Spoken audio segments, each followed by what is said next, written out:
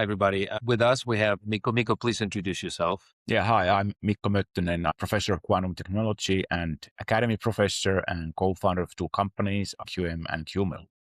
Exactly.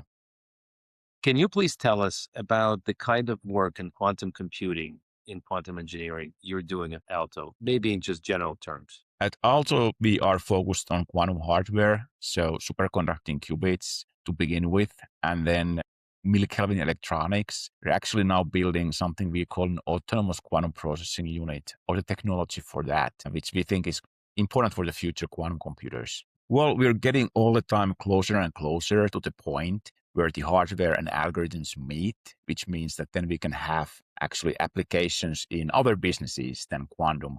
That point of time is extremely close. And I think that's why the amount of noise and amount of news is increasing all the time. Well, I think it's both. So the quantum industry is, of course, doing products. They are developing useful quantum computers for the future, but it is also very research heavy because you need to do something that no one has done before. The next product that you will have probably has features that nobody had put them 1 year ago in their product. So in that sense, it is a lot of research, but it is very industrial in the companies. At the university, on the other hand, it's even more exploratory. So we are looking into problems that the companies would face in 5 to 10 years from now. That's our job. Yes, absolutely. What is the role of talent, global talent, that is being played in quantum computing? The talent is extremely important.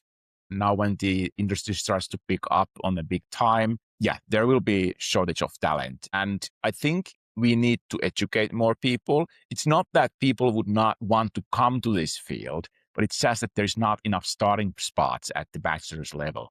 You need to get already at the bachelor's level people in who have specific study paths. And that's what actually we have done in Finland. So for 6 years, we have been taking in quantum technology bachelor students into the university. You try to diversify the talent and bring different aspects from different geographies, different experiences. Definitely, we try to get the talent from all over the world to Finland. Finland is a hotspot for quantum and especially focused on superconducting circuits and some of the quantum algorithms and theory. So you should see it as a place where you can come and educate yourself, get a job. You can also move around. And there are many companies even in Finland, in the area. So if you get bored with one company, you can change to another. Why Finland? Why quantum in Finland? Well, we have a lot of research tradition, like decades of research tradition in the field that then happened to be extremely important for leading quantum computer technology.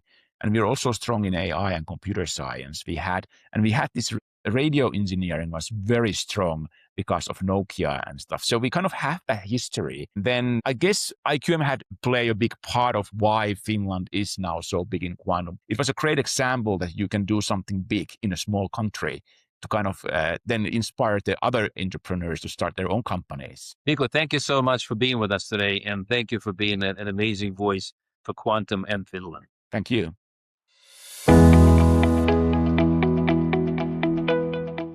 Good afternoon, everyone. My name is George Schwartz. I'm a quantum expert at Global Quantum Intelligence, representing the Quantum Computing Report, talking with these fine individuals about the Finnish quantum ecosystem. Okay, yeah. Hi, my name is Katri Raevuori. I work in the Work in Finland, which is part of Business Finland.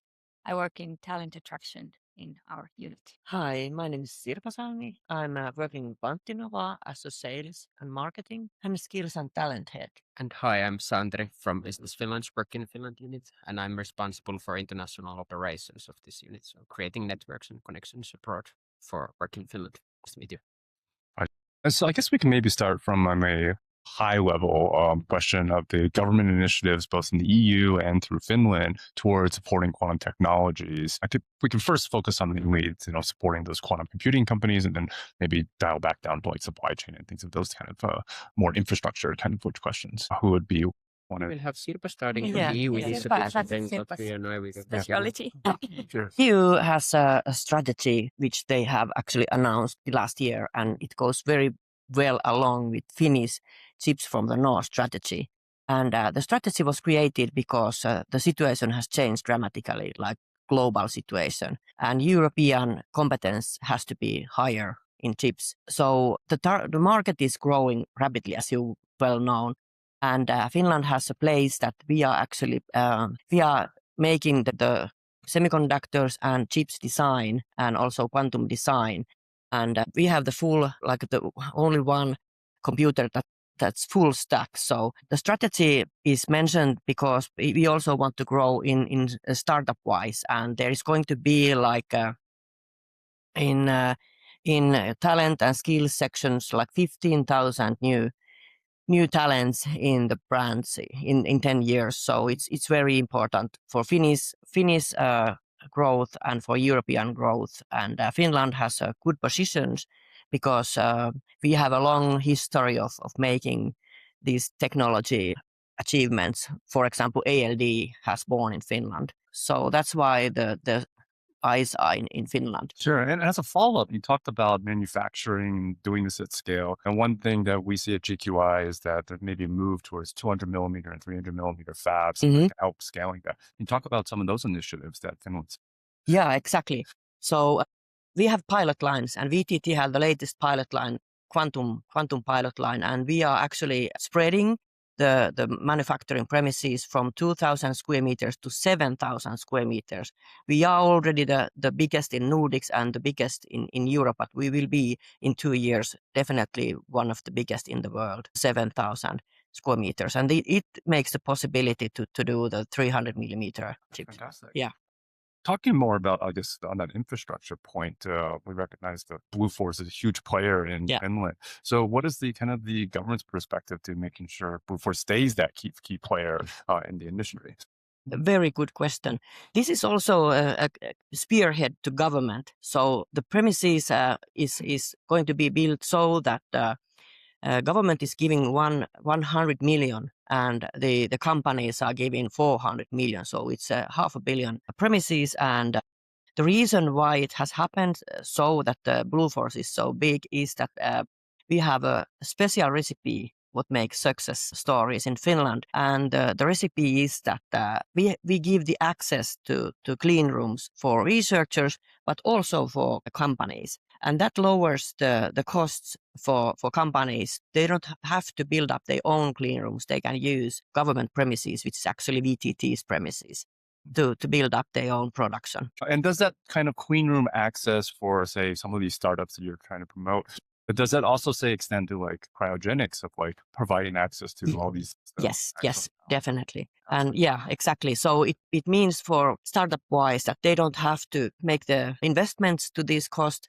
and they can have like the product until it's proof phase. And when they have the mass production, then they can move from the premises outside and start the mass production as Blue Force has started. Focus a lot now on like infrastructure of building these cryogenic players. But at GQI, we recognize there's other quantum modalities out there, like the neutral players, like for example, QEra or Pascal in France, and some of the trapped ion players like IonQ and Quanttinova here at APS.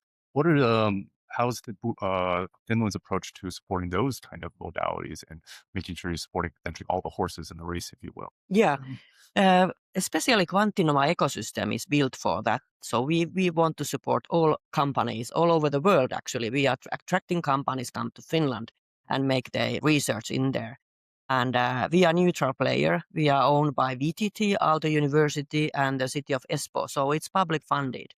Now let's talk about maybe the kind of supporting ecosystem of the talent development and ideally, I guess, I don't know if you can't sustain an entire lab of all PhDs. There's got to be a little bit of a spread of technical talent across the spectrum. But that means potentially even at like elementary, high school level, and then potentially community colleges in the US. I'm not sure if that's the equivalent for Finland. But what are kind of initiatives is Finland looking on that perspective? Yeah, that's a very good question. And unfortunately, I think it's all around Europe, the phenomena that the young kids are not so interested about maths, chemistry or physics anymore. So we have lots of things to do in that branch. But we have initiative in Finland. We have actually started called Zero Start, which is an Arduino package for kids. And it's in a pilot phase. So we are trying to get the interest. They actually done very well in Britain with this kind of initiative. And the other thing is that we have to get more women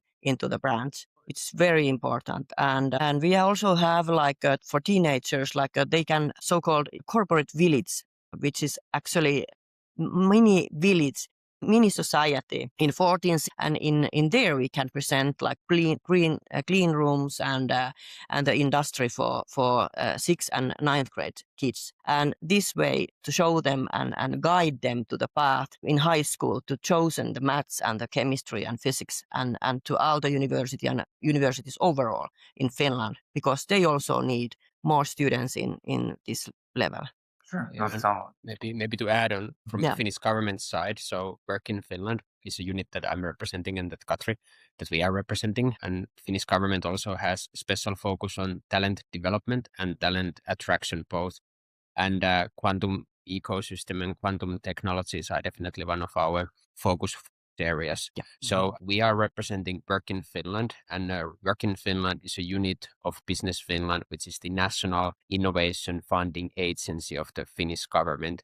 And Work in Finland has this special task on kind of making Finland more attractive for international talent and highlighting our key innovation ecosystems in Finland. So that is also a reason why we are part of this conference over here. So we try to make Finland kind of more visible in the eyes of kind of these bright minds that are visiting this conference. And I could also add to that we are in European level. Finland is a strong partner in European chip competence centers. So they also have skills and talent, and we are heavily funded from there too. There are initiatives that are supporting skills and talent, like upskilling and reskilling. This all sounds fantastic. Going back to the kind of now supply chain, we recognize at GQI there's a lot of enabling technologies in order to make these quantum systems come to fruition, be it lasers, microwave sources, dilution fridges, which obviously Blue Force does a fantastic job.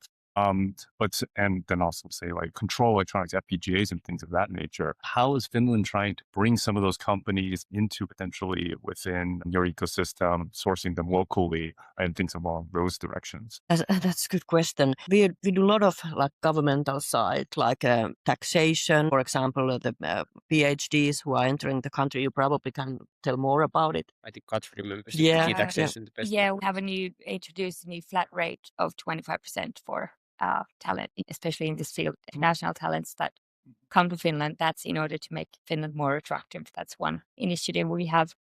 And for companies, we do the soft landing, like each community can offer the soft landing program for spouses and children. And then, of course, what is special in Finland, we are quite a small country and the ecosystem is quite dense. People know each other. Also, companies know each other. So it's easy this is interesting brands in that wise that there is a high level of supporting each other instead of being in silos. Quantum computing and semiconductor companies support each other very well, and they all see it that together we can be much. And that end-to-end connections is fantastic. Yeah. But to go even to the even more fundamental, say like rare earths. So for example, like to run a dilution fridge, you need some helium from some of these superconducting technologies in niobium, tantalum, and these are spread across the world. And I don't necessarily think that there's a large density of those rare earths in Finland. So how is the kind of government's approach to making sure that you secure that these either trade or all reserves of these particular rare earths in order to make sure the technology can continue to evolve over the next decade? The good thing in Finland is that the president is only one shake away. So it's very low hierarchy. So I have to admit that I have been surprised that our president Stubb is mentioned in Ovalu also quantum technology. So they are very aware of the spearhead that they should support. And also the ministries are working very well together to get this growth happened. Okay, that's fantastic. So I guess to go to the other end of the stack of quantum computing, the holy grail, if you will, is demonstrating RSA encryption breaking via Shor's algorithm. But one aspect of what we think at GQI is this harvest now, decrypt later, where information data has a shelf life.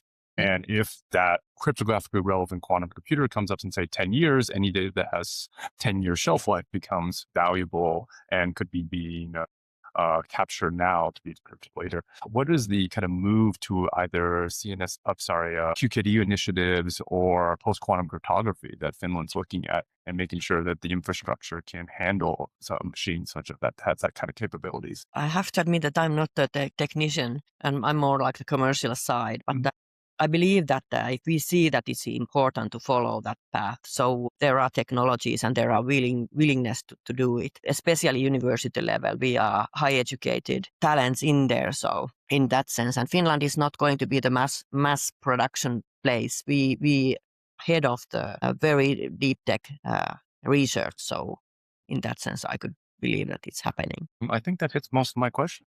Okay, Sure. thank you. Very nice question.